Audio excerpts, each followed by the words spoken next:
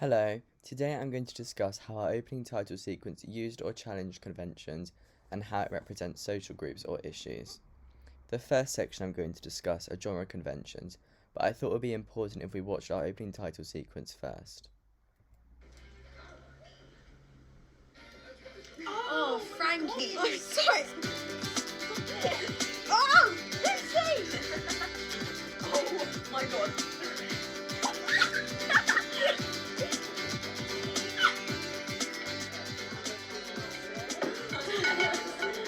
Oh my god, wait, Ness, do you want to do the... You think we need another one? No, I reckon once again.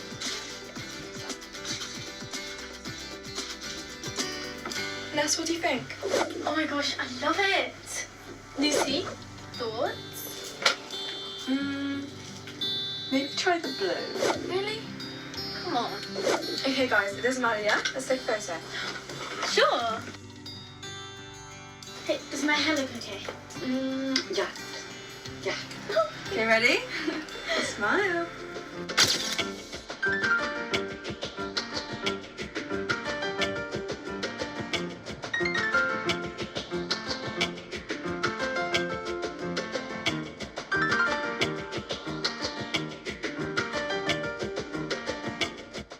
My mum's just bought me a bunch of masks for the pandemic. A ventilation system for the house, since we obviously can't open any windows, just to get some fresh air in, otherwise it just gets a bit like claustrophobic.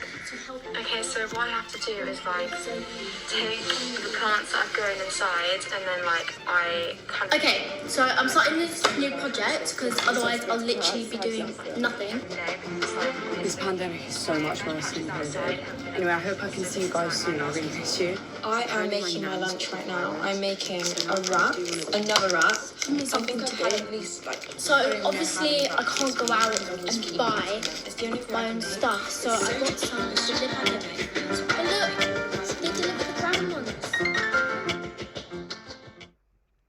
I have found this definition of genre conventions on the linked website, and they are defined as story elements such as character archetypes, key events, and settings that are commonly found in a specific genre. These conventions not only define each specific genre, but also define the reader's expectation of a story in that genre. Our opening title sequence is a coming-of-age film which is based on the transition between childhood to adulthood. The main coming-of-age conventions are dramatic elements, comedy, and distinctive music. We incorporated these in a variety of ways, as the dramatic elements of our sequence includes the brief conflict in the bedroom scene where Lucy doesn't like Frankie's dress, as well as the whole theme of a new pandemic in the second half of the sequence. This tension is heightened by the stop motion and dramatic music. The main comedic element we added was the pillow and popcorn fight in the living room, which is where the sequence begins. With regards to music, we had a light-hearted and upbeat track in the background of the first half of the sequence, but we also added a more dramatic piece of music for the second half to highlight the contrast between the two sections of the sequence. I'm now going to move on to comparing our sequence with 4 other media products. To begin with, the first product I'm going to compare it to is the intro to season 1 of The Story of Tracy Beaker, which was a British children's drama TV series that ran from 2002 to 2005.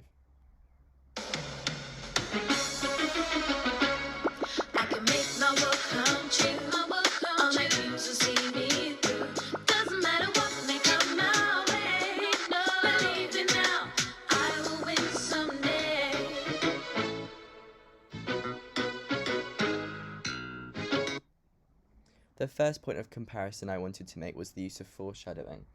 In The Story of Tracy Beaker, the intro includes edited imagery of Tracy daydreaming about a blonde Hollywood star who Tracy imagined as her mum. This reminded me of the stop-motion sequence of our sequence, when objects that are related to the pandemic pop up, like tissues, tests, etc. This allows the audience to gain some knowledge about the pandemic without it being explicitly told to them. The next point of comparison I thought about was the actors in The Story of Tracy Beaker posing throughout the intro, like Tracy is doing in the image I've inserted. This really reminded me of the 3 girls posing in front of their phone in the bedroom scene, showing how typical young people act. Thirdly, I thought that the titles of both pieces were quite similar, as they were both written in bright colours. However, The Story of Tracy Beaker has a font which looks slightly more handwritten, and our sequence has a font which was inspired by newspaper articles. Finally, I wanted to compare the bright colours in both pieces. We incorporated bright colours into a sequence to attract younger people, and we did this through the use of lighting in the living room and the bedroom scene, as well as dressing the cast in bright clothing in the first section of the sequence. The next piece of media I want to compare our sequence to is the music video by Ariana Grande for her #1 song, Thank You Next, which was released in 2018. To begin with, I thought the character introduction of Thank You Next was very interesting. They use character introduction at the beginning of the scene to highlight the important characters of the video, whilst also highlighting that Ariana Grande is the main character. With regards to our sequence, the opening shot is of the 3 girls sitting on the sofa, therefore expressing how they are the most important characters. However, in the bedroom scene, as the camera pans round to the 3 different girls, their names are written through the use of titles. I also thought that the colouring of both pieces were very similar due to lots of pinks and purples being incorporated, as these are typically seen as quite girly colours. There are also stereotypical activities that the teenagers are doing in both pieces. In our opening title sequence, they are taking photos, which is what teenagers stereotypically do, and in the music videos they are doing things like cheerleading, which is a very stereotypical thing for teenage girls to do in America. I also really liked how Ariana Grande makes references to some of the most iconic coming-of-age films, like Mean Girls, Legally Blonde, Bring It On, and 13 Going on 30. This is essentially what our sequence was inspired by as we picked the coming-of-age genre. Moving on from this, I want to talk about Clueless, which is a 1995 coming-of-age movie. A lot of the elements of the opening title sequence is quite similar to our opening title sequence, because, for example, it begins with a montage style of typical activities for teenagers in America, like being social and attending pool parties. This is obviously similar to the first half of our opening title sequence, as we also did a montage style to show the girls' friendship, which has been achieved in Clueless as well. The title is also similar to the story of Tracy B. Cat and our title as well, as they have been written in very bright colours, which attracts younger people and catches their eye. I also like the brief stop motion period in Clueless, which obviously reminded me of our stop motion sequence in our opening title sequence.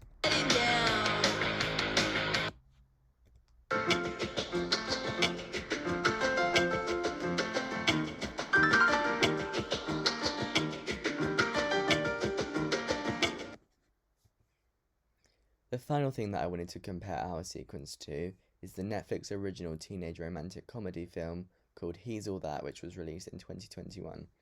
The main point of comparison is the fact that a lot of the film is based around the use of phones. For example, a lot of drama is shown through the phones. As you can see, I've inserted pictures of the main character finding out her boyfriend is cheating on her on a live stream, which is the turning point of the film. This reminded me of how we incorporated drama through the use of phones to highlight the most important factor in the film, which is obviously the pandemic. Both pieces have tried to portray stereotypical teenagers as always being attached to their phones and taking pictures of themselves at any opportunity. The final point I wanted to make about He's All That was the similar lighting as shown in the last 2 pictures. Moving on from this, the third section that I want to talk about are opening title sequence conventions. The 2 fonts we used were very different from each other, as you can see in the pictures on the right. The credits were supposed to be in a girly style which looks handwritten, trying to fit in with the girls' styles.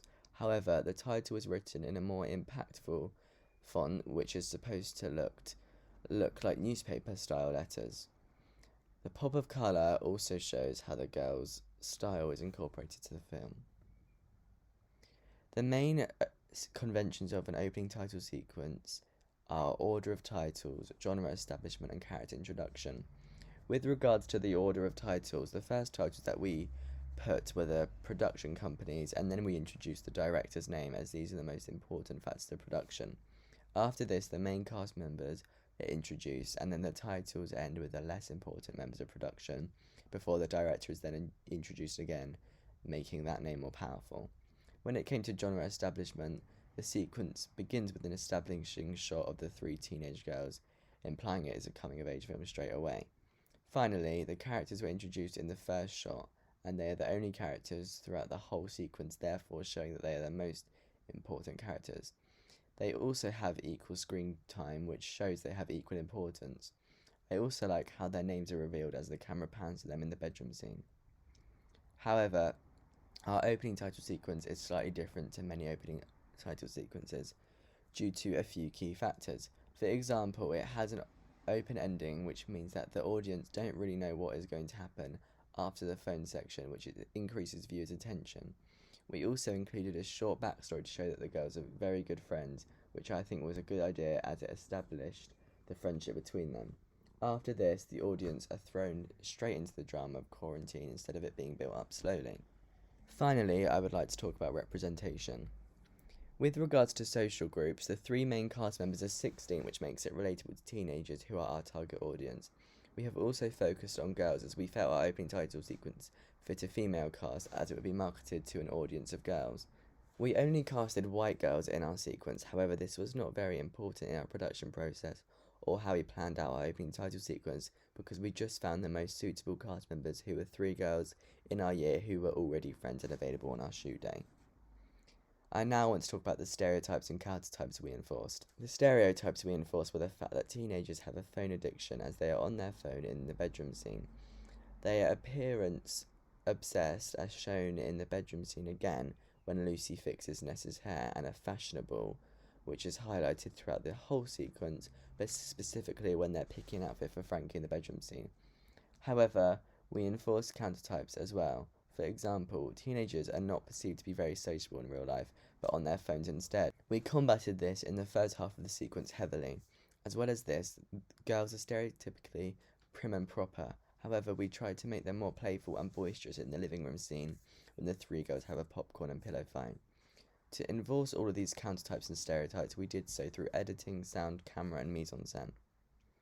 With regards to the phone addiction stereotype, we highlighted the importance of phones through the flash of the camera, as this is the turning point in the sequence. The dialogue of Frankie saying, "Let's take a photo," shows how the girls actually rely on their phones to interact and resolve conflict. Moving on to the camera, we frame the phones in the middle of the desk, which shows they are the focal point of the section, as this is how girls interacted in lockdown. Frankie also had a very bright phone case in the bedroom scene, which draws attention to her phone. Now, with enforcing the sociable countertype, we did this through a variety of ways. For example, the first section of the opening title sequence was a montage style, which highlights how they have a well-established friendship. We also increase and decrease the volume of each voice from the phones in the second half of the sequence to try and highlight how they communicated with each other in quarantine. The dialogue also shows how they interact with each other outside of lockdown in the first section. We use close-ups of their facial expressions and interactions to show how close they are. When Frankie holds up her dress to show Lucy and Ness, we use the camera to create meaning to illustrate how the girls are obviously attending some sort of an event which we had in our mind as a house party. We also had them bake cupcakes, which is an activity you wouldn't really expect teenagers to be doing, showing how they are sociable with each other. We then gave them the stereotype of being obsessed with their appearance.